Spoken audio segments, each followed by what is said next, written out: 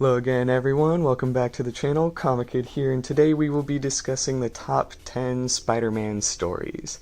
Now this is just a personal list and there's not necessarily any recommended reading order or so, but these are my top 10 personal favorites. So to start off we have The Amazing Spider-Man Ultimate Collection by J. Michael Straczynski, Volume 1.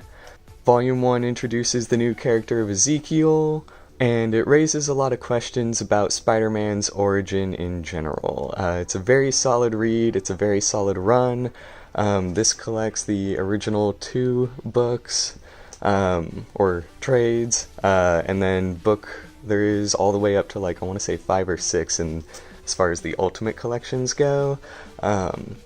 That being said, I would recommend stopping after book 2 for this series. After a while, you can really tell that, creatively, Straczynski was kind of tied down and he couldn't do exactly everything that he wanted to. But the first 2 Ultimate collections are, for lack of a better term, amazing. Righty, next up we have the Essential Death of Gwen Stacy story. This is not the newest print for the book, this is not the newest cover, this just happens to be my copy. I don't really think this book needs any introduction, as the title kind of gives everything away that you need to know. Unfortunately, the Amazing Spider-Man 2 movie did not adapt this as well as they probably could have, but the comic version is still very great. It marks the end of the Silver Age for comics in general. And overall, it is just a great, solid read. In the number 8 spot, we have The Amazing Spider-Man Kraven's Last Hunt. This story actually spans across the 3 different Spider-Man titles at the time, which were Web of Spider-Man, Amazing Spider-Man, and Spectacular Spider-Man. Essentially in this story, Kraven sets out to prove that he can in fact beat and master Spider-Man. It is a darker look at the character, but that being said, it is still a very good, very, very solid read. Next up is Spider-Man Maximum Carnage. A lot of people might be familiar with the video game here. That being said, the video game is actually an adaptation of this comic. Carnage basically comes back, and Spider-Man must team up with Venom and a whole bunch of other people in order to stop him.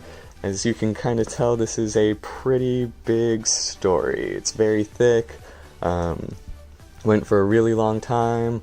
That being said, it is still a very, very good, high-quality Spider-Man book. So especially if you like seeing a wide cast of characters and if the symbiotes interest you, this is a must-read. Marking the halfway point, we have Peter Parker Spectacular Spider-Man, specifically just issue 310. This one is written and illustrated by Chip Zdarsky, and though his entire Spectacular Spider-Man run is actually great, this single issue alone is one of the best Spider-Man comics I think I've ever read. Zdarsky does a great job of having a beginning, middle, and end, explores what it means to be Spider-Man, and especially the impact that he has on others. So, especially if you want something really quick, kind of like a slice-of-life interpretation of the character, this will be great for you. Next up is Ultimate Spider-Man Book 1, Power and Responsibility. This is the Ultimate Spider-Man book that kicked off the Ultimate Universe stories. This one is by Bendis and Bagley, not quite sure exactly how you say his name. And essentially the series is a modern retelling of some classic Spider-Man stories. It's not canon with the main Marvel Universe, but it does cover everything from his origin to pretty much every major Spider-Man villain throughout the series as well. If you're looking for a place to start with Spider-Man, this one will be fantastic. And the entire run from 1 all the way to the end of Miles' story is just fantastic. Next up is Spider-Man, also by Brian Michael Bendis. This one is illustrated by Sara Pichelli this time. This is the first time that Amazing Spider-Man meets Ultimate Spider-Man Miles. Peter, or the main Peter, ends up in the Ultimate Universe to find out that he's dead and that someone else is Spider-Man. It's actually a very emotional trip, great storytelling all around, and this is really the first time we get introduced to the Peter and Miles dynamic, so especially if you were a fan of Into the Spider-Verse, you'll want to check this one out. Going into the top 3, now we have Ultimate Comics Ultimate Spider-Man Death of Spider-Man. This one is... it's really hard to describe just because it's such an emotional journey. It's really interesting to see Peter make the ultimate sacrifice. It really goes into what it means to him to be Spider-Man, what Spider-Man means, what he's supposed to be, so on and so forth. There have been several, like, what if Spider-Man died stories.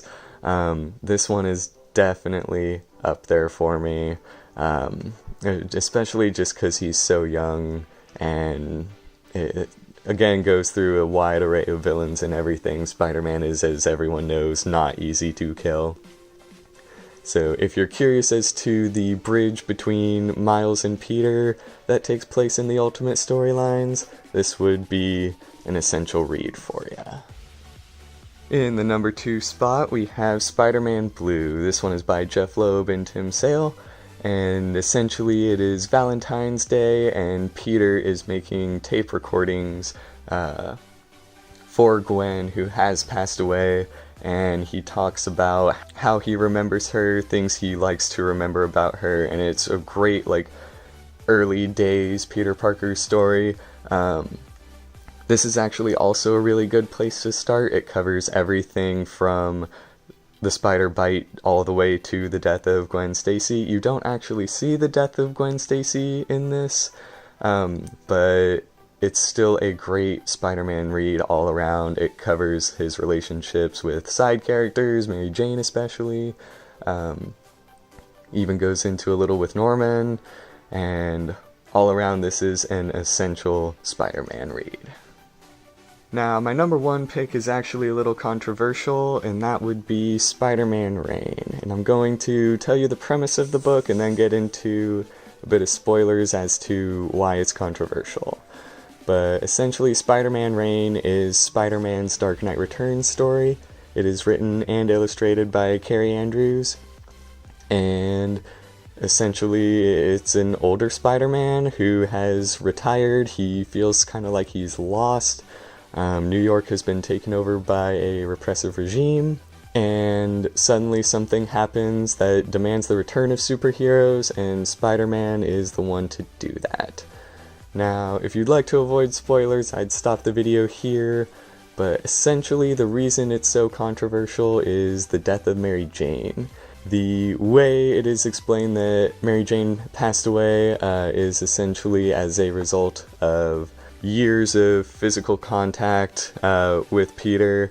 That being said, a lot of people took it as like just them having sex is like the only factor in it that killed her.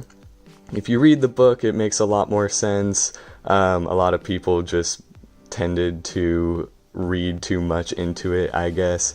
But regardless of that, if you like that or don't, it really doesn't take away from this story in general. It is out of print at the moment, but if you can find a copy, I highly recommend it. There's really no other Spider-Man story quite like it. It is a darker story again, but it's all about coming into the light and out of the darkness and so on and so forth. And again, it just really shows exactly what it means to be Spider-Man.